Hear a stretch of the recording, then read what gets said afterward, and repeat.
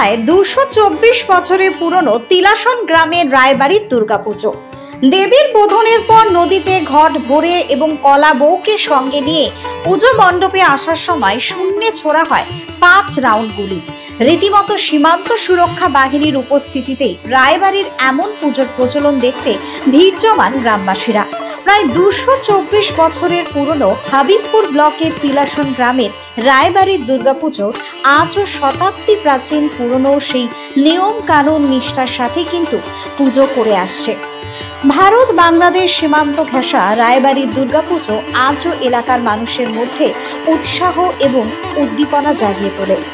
দেবীর জন্য পুনর্ভবা নদী থেকে ঘটে জল ভরে এবং সপ্তমীর সকালে কলা বউকে স্নান করিয়ে পুজো মণ্ডপে আসার সময় রায়বাড়ির সদস্যরা লাইসেন্স প্রাপ্ত বন্দুক থেকে শূন্যে পরপর 5 রাউন্ড গুলি ছোড়েন।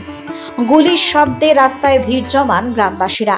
আর লাইসেন্স প্রাপ্ত বন্দুক থেকে গুলি ছোড়ার ক্ষেত্রে বিএসএফ এরও অনুমতি নিতে হয়। কথিত রয়েছে 1918 সালে রায় পরিবারের পূর্বপুরুষ শিবপ্রসাদ রায়ের হাত দিয়েই শুরু হয়েছিল এই দুর্গাপুজো। জমিদার পরিবার হিসেবে আজও পরিচিত রয়েছে এই রায়বাড়ি। সেই সময় এই জমিদার পরিবারের বিলাসবহুল জীবনযাত্রা, নানান ব্যবসা বাণিজ্য এবং সাম্রাজ্য চালানোর ক্ষেত্রে পূর্বপুরুষ শিবপ্রসাদ রায় দেবী দুর্গার আরাধনায় মত্ত হন। তবে কি কারণে শূন্যে গুলি ছোড়েন?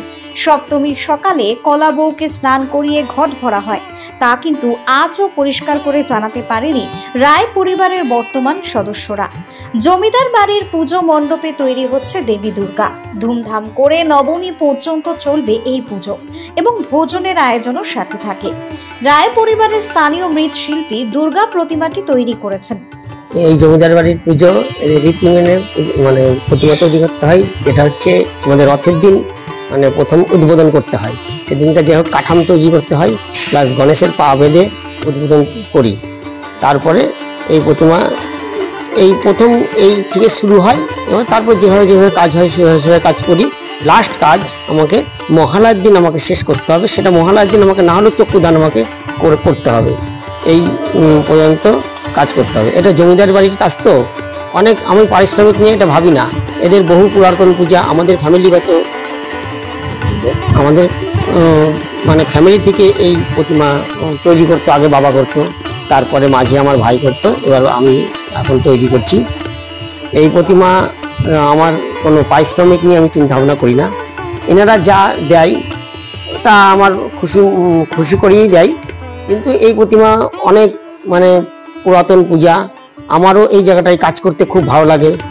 এনাদের ব্যবহার, আচার রীতি সব আমার ভালো লাগে। একদম নিজের মানুষ ফ্যামিলির সঙ্গে মিশে যায় আর কি এদের সঙ্গে। জমিদার বাড়ির, হ্যাঁ জমিদার বাড়ির পুজো।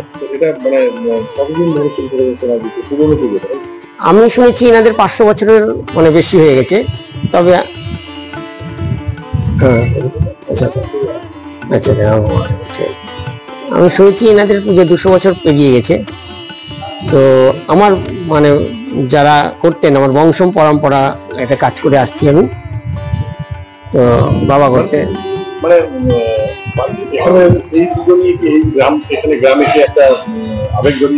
হ্যাঁ এই গ্রামের আবেগ জড়িয়ে আছে এর সঙ্গে। যখন প্রতিমা তৈরি করি আমি, অনেক গ্রামের লোক প্রচুর দেখতে আসে। আমার সেই আনন্দটাতে বুক ভরে যায়। আমি পারিশ্রমিক নিয়ে তখন চিন্তা করি না আমি।